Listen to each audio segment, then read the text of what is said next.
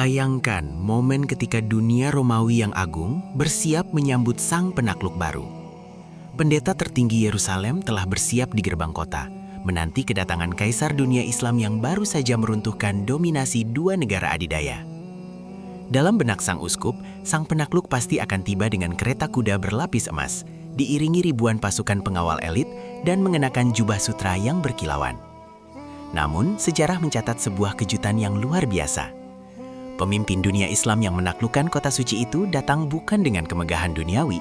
Ia justru tiba dengan berjalan kaki, menuntun seekor unta, sementara pelayannya duduk nyaman di atas pelana unta tersebut. Pemandangan ini menggetarkan hati siapapun yang menyaksikannya, mematahkan segala ekspektasi tentang apa itu kekuasaan dan kebesaran. Kisah ini bermula pada tahun 637 Masehi, ketika pasukan Muslim di bawah komando Panglima Perang yang brilian, Abu Ubaidah bin Al-Jarrah, berhasil mengepung kota suci Yerusalem. Pasukan Bizantium yang mempertahankan kota tersebut telah kehabisan sumber daya dan menyadari bahwa kekalahan militer tak dapat dihindari lagi. Namun, Yerusalem bukanlah kota biasa. Ia adalah pusat spiritual bagi berbagai agama dan memiliki nilai sejarah yang tak ternilai harganya. Pasukan Muslim yang disiplin tidak melakukan penjarahan atau perusakan. Mereka mendirikan kemah di luar tembok kota yang menjulang tinggi, menunggu dengan sabar. Pengepungan ini berlangsung selama berbulan-bulan, memperlihatkan keteguhan hati kedua belah pihak di tengah panasnya terik matahari gurun dan dinginnya angin malam di tanah Syam.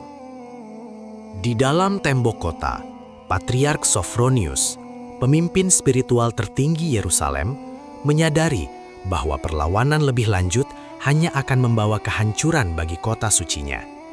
Ia bersedia menyerahkan kota tersebut secara damai demi menyelamatkan nyawa penduduknya dan menjaga keutuhan tempat-tempat suci. Namun, ia mengajukan satu syarat yang sangat mengejutkan dan tidak biasa dalam sejarah peperangan. Sophronius menolak menyerahkan kunci kota Yerusalem kepada panglima perang manapun di medan peperangan, tidak peduli seberapa hebatnya mereka. Ia bersumpah hanya akan menyerahkan kunci kota suci tersebut langsung ke tangan sang pemimpin tertinggi umat Islam, sang khalifah sendiri.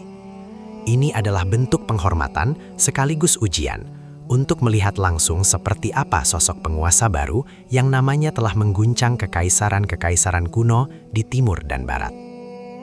Ketika surat dari Panglima Abu Ubaidah tiba di Madinah yang membawa pesan tentang syarat penyerahan Yerusalem, sebuah dewan musyawarah segera digelar.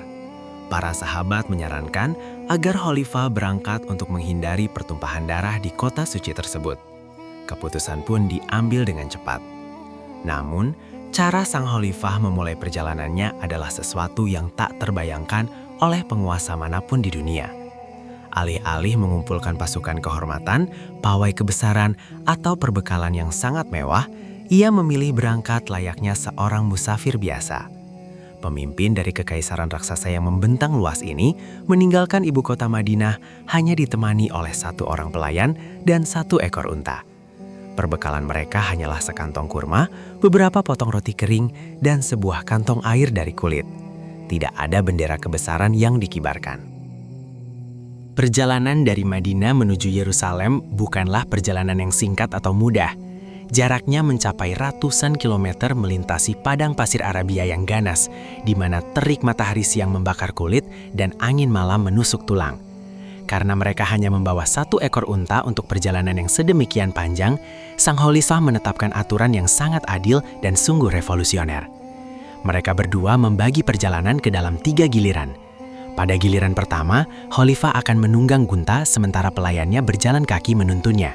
Pada giliran kedua, giliran sang pelayan yang naik ke atas punggung unta, sementara penguasa dunia Islam itu berjalan kaki menuntunnya di atas pasir yang panas. Dan pada giliran ketiga, unta tersebut dibiarkan berjalan tanpa beban agar hewan itu dapat beristirahat. Keadilan ini diterapkan secara ketat tanpa pengecualian. Hari demi hari berlalu di tengah kerasnya alam liar. Panasnya gurun Syam menguji ketahanan fisik dan mental mereka setiap saat. Kaki-kaki mereka melangkah menembus pasir yang berdebu dan bebatuan yang tajam. Jubah sang khalifah yang memang sudah memiliki banyak tambalan sejak sebelum ia berangkat, kini semakin kotor oleh debu jalanan. Setiap kali waktu istirahat tiba, mereka duduk bersama di bawah bayangan tebing batu yang keras, memakan roti kering yang sama, dan meminum air dari kantong yang sama. Sang Khalifah tidak pernah meminta perlakuan istimewa untuk dirinya sendiri, meskipun secara kekuasaan ia bisa saja memerintahkan pelayannya untuk berjalan kaki sepanjang waktu. Ketangguhan fisik Sang Khalifah selalu diimbangi dengan kelembutan hatinya terhadap bawahannya, sebuah kontras yang amat tajam dengan tiran-tiran dunia pada masa itu. Setelah menempuh perjalanan yang sangat panjang dan melelahkan, bukit-bukit batu gersang mulai berganti dengan pemandangan lembah yang menandakan mereka hampir tiba di tempat tujuan. Tembok-tembok besar Yerusalem mulai tampak samar-samar di cakrawala. Secara kebetulan yang sangat dramatis dalam catatan sejarah, rotasi giliran menunggang unta jatuh tepat pada giliran sang pelayan ketika mereka mendekati gerbang kota. Sang pelayan yang menyadari betapa penting dan bersejarahnya momen ini, tiba-tiba menjadi sangat panik dan dipenuhi rasa gelisah. Ia memohon kepada tuannya dengan suara bergetar, meminta agar sang Khalifah mengambil alih tempatnya di atas unta. Sang pelayan merasa sangat tidak pantas jika dunia melihat pemimpin tertinggi umat Islam berjalan kaki layaknya seorang pelayan, sementara dirinya duduk di atas pelana bak seorang raja penakluk. Namun, permohonan pelayan yang panik itu ditolak dengan sangat tegas oleh Sang Khalifah. Pemimpin agung yang dikenal karena keteguhan prinsipnya bak batu karang tersebut menolak keras untuk melanggar kesepakatan yang telah mereka buat bersama di awal perjalanan. Bagi Sang Khalifah, keadilan dan janji bukanlah sesuatu yang bisa dikompromikan hanya demi sebuah gengsi, penampilan luar, atau pandangan manusia semata. Bahkan di hadapan musuh-musuh besarnya sekalipun. Ia menegaskan bahwa giliran adalah giliran, dan hak sang pelayan sama sekali tidak akan dirampas hanya karena mereka akan memasuki wilayah taklukan. Dengan langkah yang mantap dan kepala yang tetap tegak, sang penguasa dunia itu terus berjalan kaki di atas debu, menuntun tali kekang unta dengan tangannya sendiri menuju kota suci. Di gerbang kota Yerusalem, ketegangan telah mencapai puncaknya. Patriark Sophronius, para uskup agung, dan sisa-sisa komandan militer Kekaisaran Bizantium telah berkumpul sejak pagi. Mereka mengenakan jubah sutra terbaik mereka, menyandang salib-salib emas murni, dan menyusun barisan kehormatan yang gemerlap. Mereka semua menahan napas, menanti kedatangan sang kaisar baru. Saat dua sosok manusia dan satu ekor unta muncul dari balik bukit debu, kebingungan mulai menjalar di antara para pembesar Romawi. Pasukan Muslim yang telah lama berkemah menyambut kedatangan pemimpin mereka dengan gemuruh takbir, mengarahkan pandangan para petinggi Romawi ke arah pria bersahaja yang sedang menuntun unta tersebut. Para pemimpin Bizantium seketika tertegun dan terpaku tak percaya melihat kenyataan yang ada di depan mata mereka. Ketika mereka akhirnya berdiri berhadapan, dua dunia yang sangat berlawanan seolah bertabrakan. Di satu sisi, tampak puncak kemewahan Kekaisaran Bizantium yang diwakili oleh jubah emas dan gemerlap perhiasan. Di sisi lain, tampak esensi murni dari ajaran Islam yang diwakili oleh kesederhanaan absolut. Sophronius, yang awalnya mengharapkan kedatangan seorang tiran yang angkuh dan haus darah, kini berdiri dengan lutut bergetar hebat di hadapan kesederhanaan yang melumpuhkan kesombongan manusia. Dalam catatan sejarah kuno disebutkan bahwa patriark itu sampai menangis terseduh-seduh. Ia menangis bukan karena sedih kehilangan kotanya, melainkan karena menyadari bahwa nubuat kuno tentang sosok pemimpin super adil yang akan menguasai Yerusalem dengan damai kini benar-benar berdiri tepat di hadapannya. Jubah bertambal itu justru memancarkan wibawa yang tak tertandingi.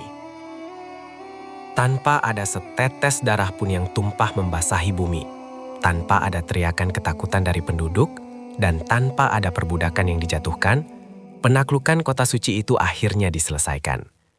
Patriark Sophronius, dengan tangan bergetar namun dipenuhi rasa hormat yang teramat dalam, menyerahkan kunci kota Yerusalem secara langsung ke tangan sang Khalifah.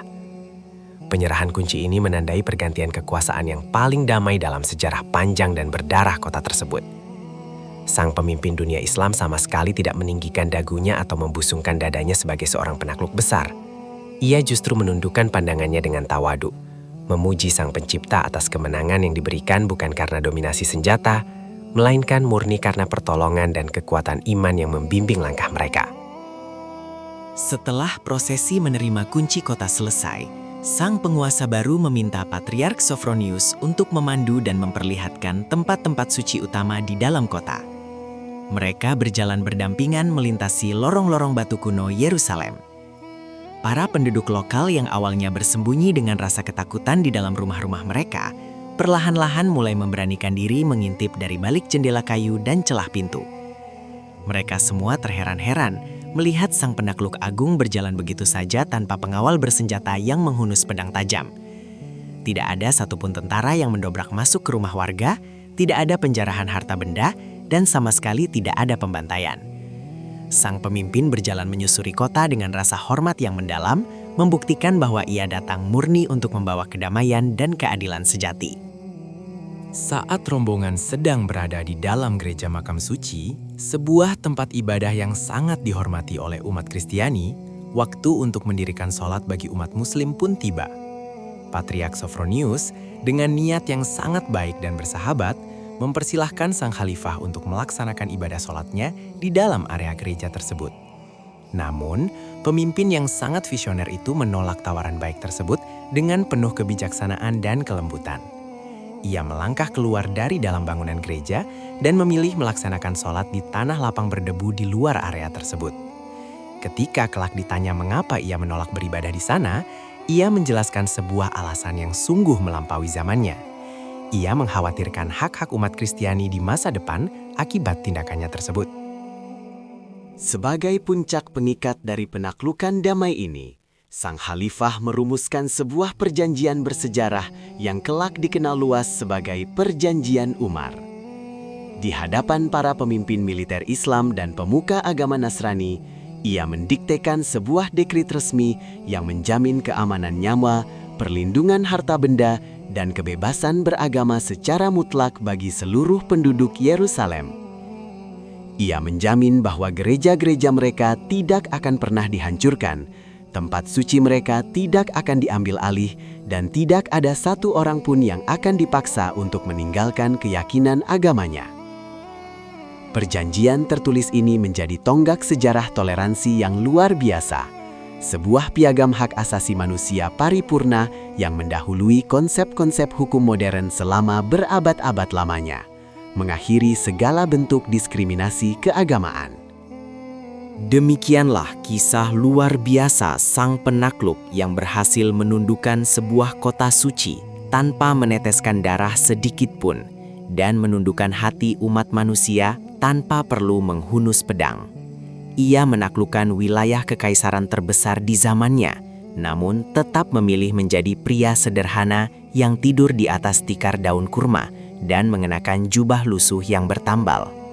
Kisah epik perjalanannya menuju Yerusalem ini bukanlah sekadar catatan sejarah biasa tentang ekspansi militer sebuah negara. Ini adalah monumen abadi tentang apa arti kepemimpinan sejati. Bahwa kebesaran seorang pemimpin tidak pernah diukur dari seberapa banyak tumpukan emas yang ia kumpulkan atau kemewahan istana yang ia tinggali. Kebesaran sejati lahir murni dari kerendahan hati yang ekstrim, tegaknya keadilan, dan pengabdian tulus kepada kemanusiaan.